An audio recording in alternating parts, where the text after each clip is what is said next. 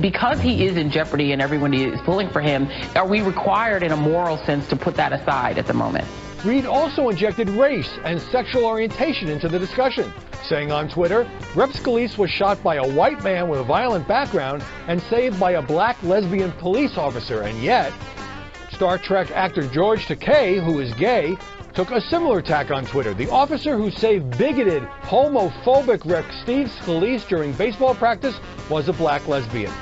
Jesse Benn, a writer for the liberal Huffington Post, seemed almost to condone the violence, tweeting, "What's more harmful, putting millions already on the margins more at risk via draconian policies, or shooting a racist lawmaker in the hip?" Others, including journalists, also engaged in finger-pointing.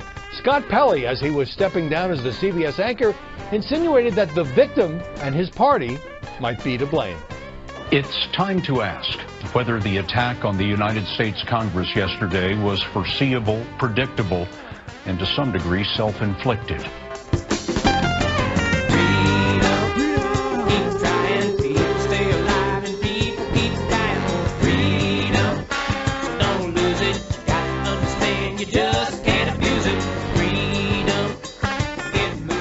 We've had a debate the last several weeks as a result of the Jim Comey illegal leak through his law professor buddy to the New York Times that the suggestion is that Donald Trump obstructed justice. Now, you and I know, and anybody with any competence knows, that the President of the United States not only didn't obstruct justice, he can't obstruct justice.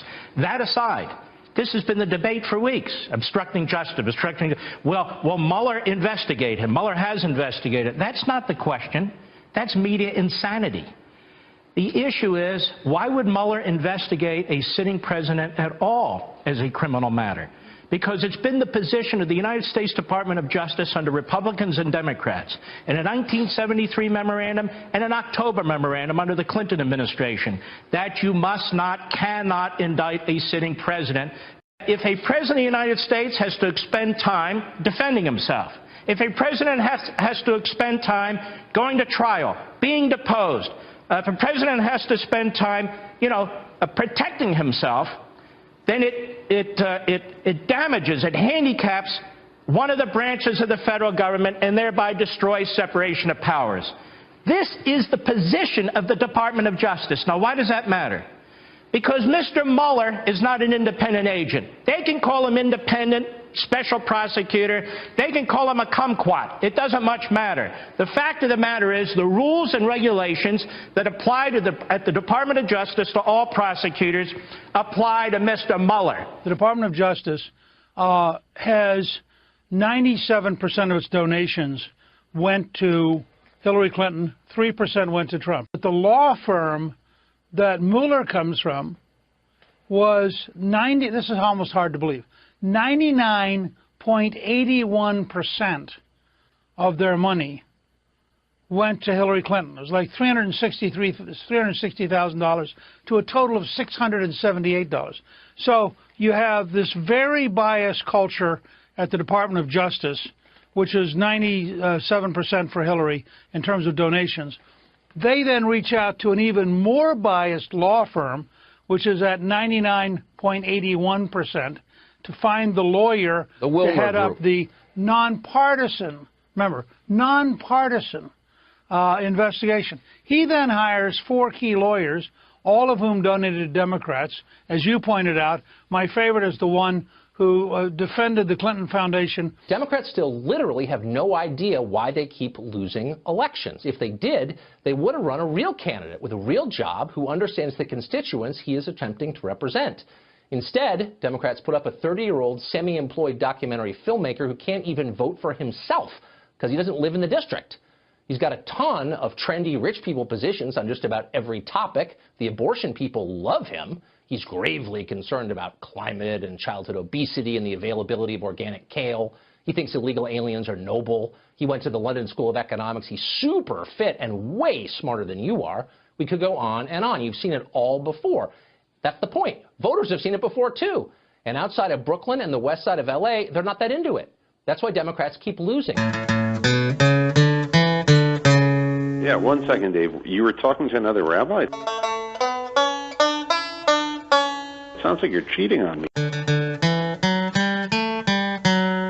No, actually, I'm cheating with you on him because he was the first rabbi.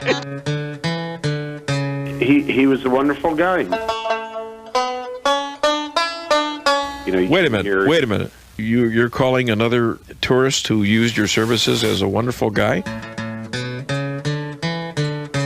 Yeah. What about me?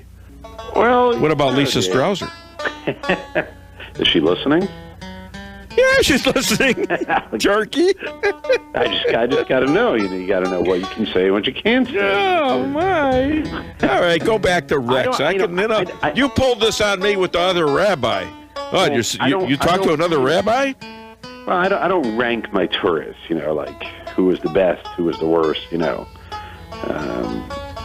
No. Let's go back to the meat of it. I talk about them behind their back. You know. I only got an hour and a half, baby. Let's get back to Rex. Nothing is over until we decide it is. Was it over when the Germans bombed Pearl Harbor? Hell no! Germans? Forget it. He's rolling. It ain't over now. Because when the going gets tough,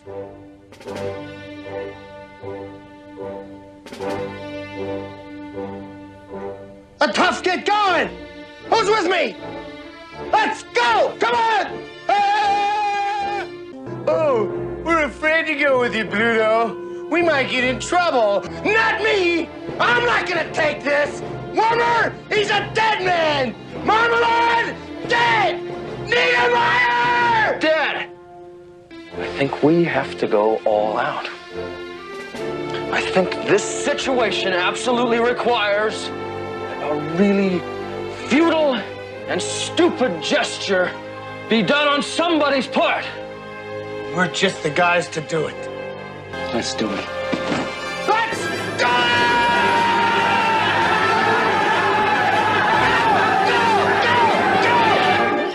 That's all, folks. Aha! Aha! What do you know from funny, you